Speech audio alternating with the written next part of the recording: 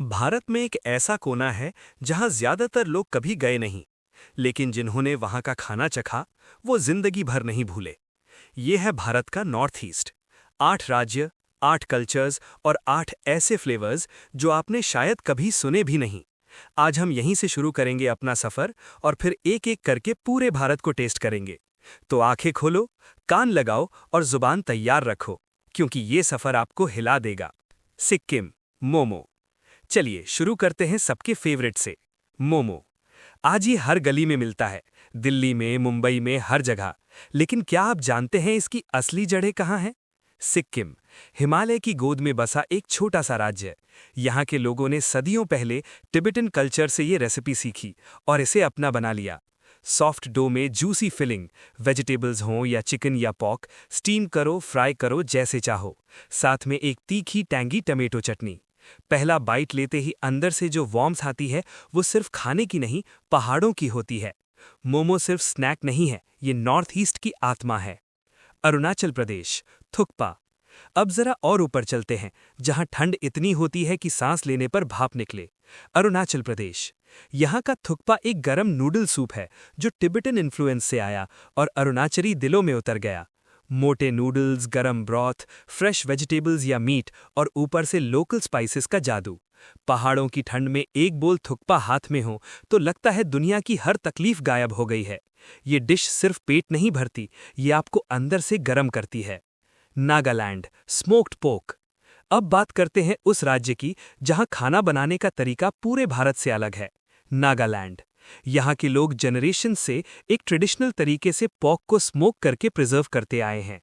लकड़ी के धुएं में धीरे धीरे पकता हुआ पॉक, उसकी खुशबू जब हवा में घुलती है तो समझो कुछ बड़ा होने वाला है।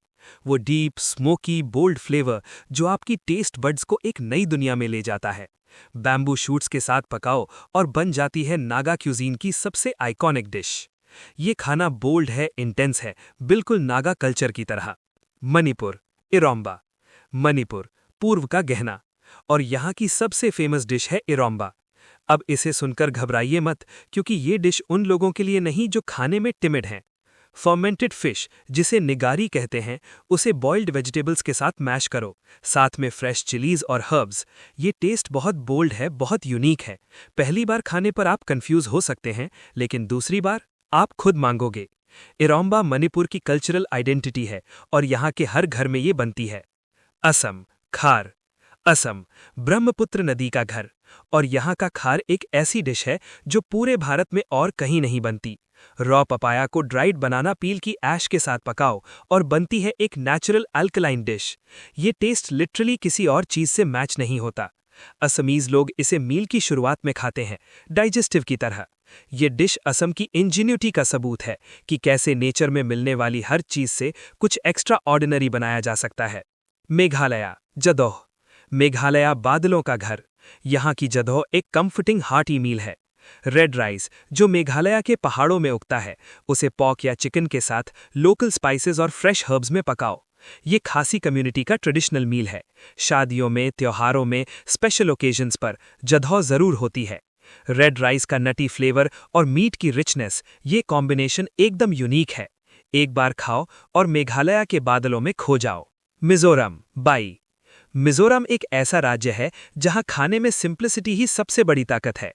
यहाँ की बाई, लोकल ग्रीन्स, वेजिटेबल्स और बैम्बू शूट्स को एक साथ पकाया जाता है। कोई फैंसी मसाला नहीं, कोई हैवी स्पाइसेस नहीं, बस इंग्रेडिएंट्स का नेचुरल फ्लेवर। और यही उसे इतना खास बनाता है।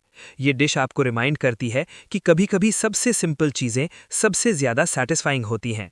और असम का आखिरी पड़ाव, त्रिपुरा। यहाँ की ट्राइबल क्यूजीन पूरे भारत में सबसे कम एक्सप्लोर की गई है। मुई बोरोक, यानी त्रिपुरी पीपल का ट्रेडिशनल फूड।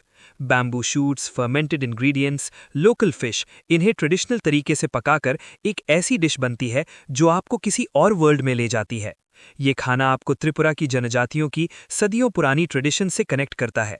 ये सिर्फ फूड नहीं, ये हेरिटेज है। तो ये थे नॉर्थ ईस्ट के 8 राज्य, 8 अलग-अलग फ्लेवर्स, 8 अलग-अलग स्टोरीज। अब बताओ आपने इनमें से कितने ट्राई किए हैं और आपका फेवरेट कौन सा है, कमेंट में जरूर बताना। ऐसे ही अमेजिंग फूड वीडियोस के लिए चैनल को सब्सक्राइब करना मत भूलना।